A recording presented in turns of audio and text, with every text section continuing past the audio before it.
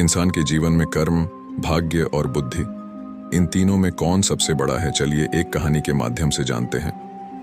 एक दिन स्वर्ग लोक में कर्म, भाग्य और बुद्धि, यह तीनों चर्चा कर रहे थे कौन सबसे बड़ा है। कुछ दिन बीत गए, लेकिन फिर भी यह तीनों इस बात का निर्णय नहीं कर पाए कि कौन बड़ा है।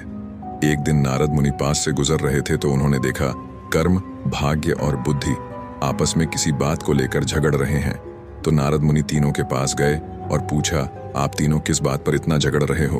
तब कर्म, भाग्य और बुद्धि ने बोला, हे नारद मुनि, अब आप ही विचार कीजिए कि हम तीनों में से कौन महान है। नारद मुनि हंसते हुए कहा, ठीक है, लेकिन इसके लिए आप तीनों को पृथ्वी लोक में जाना होगा और 1 सप्ताह तक साधारण इंसान के साथ रहना होगा।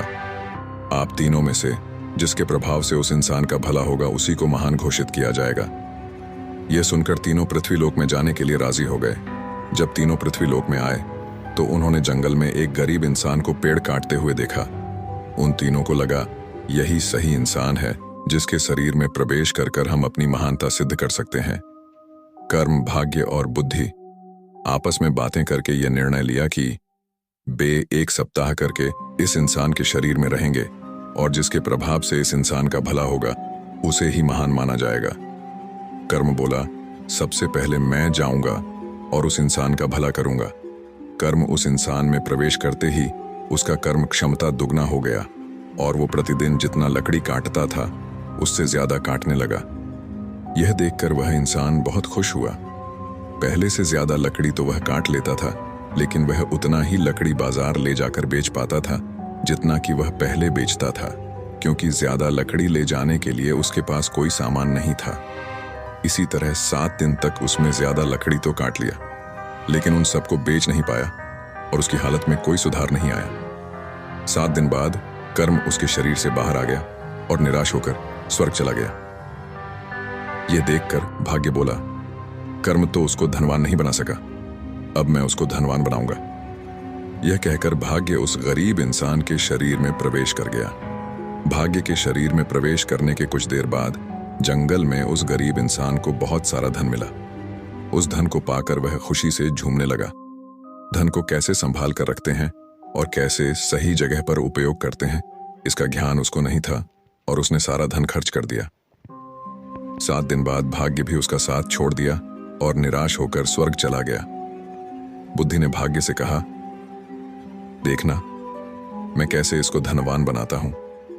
बुद्धि उस इंसान के मस्तिष्क में प्रवेश करते ही उसको ज्ञान की प्राप्ति हुई।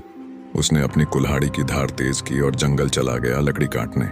आज उसने पिछले दिन से कुछ ज्यादा लकड़ी काटी और सारे लकड़ी को एक रस्सी से बांधकर खींचते हुए बाजार ले गया। उसने पहले से आज थोड़ा ज्यादा पैसा कमाया और उस पैसे से उसने और एक कुल्हाड़ी खरीद ली। अब उसके पास 2-2 कुल्हाड़ी थे और जब लकड़ी काटते काटते एक कुल्हाड़ी का धार खत्म हो जाता था तो वह दूसरी कुल्हाड़ी के इस्तेमाल करके लकड़ी काटता। इससे वह पहले से बहुत ज्यादा लकड़ी काट पाता था। इन सब लकड़ियों को बेचकर वह पहले से ज्यादा पैसे कमाने लगा। अब उसके पास उस पैसे को सही जगह खर्च करने का ज्ञान था। देखते देखते 7 दिन में ज्ञान की मदद से उसने बहुत पैसे कमा लिया। 7 दिन बाद बुद्धि का समय खत्म हुआ और वह वापस स्वर्ग चला गया। स्वर्ग में जाकर बुद्धि कर्म और भाग्य से बात कर ही रहा था।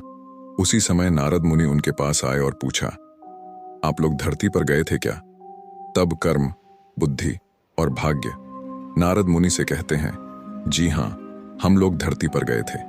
और साथ ही कर्म और भाग्य नारद मुनि से कहते हैं, हे नारद मुनि, बुद्धि ही महान है, क्योंकि जहां बुद्धि होती है वहां कर्म और भाग्य अपने आप ही चला आता है। इसीलिए बुद्धि को महान कहा गया है। एक प्रसिद्ध कहावत है कि भाग्य के भरोसे रहने वालों को उतना ही मिलता है जितना कोशिश करने वाले छोड़ देते हैं। भाग्य को लेकर दुनिया 2 धड़ों में बंटी है, एक जो भाग्य को मानते हैं, दूसरे जो कर्म को प्राथमिकता देते हैं। सनातन धर्म कहता है कि कर्म और भाग्य एक ही गाड़ी के 2 पहिए हैं। अगर हम कर्म करते हैं तो उसका परिणाम ही आगे चलकर हमारे लिए भाग्य का काम करता है। अगर कर्म नहीं करते हैं तो भाग्य भी उतना साथ नहीं दे पाता है जितना कोशिश करने वाले छोड़ देते हैं। लेकिन एक कहावत यह भी है कि भाग्य से ज्यादा और समय से पहले किसी को कुछ नहीं मिलता है।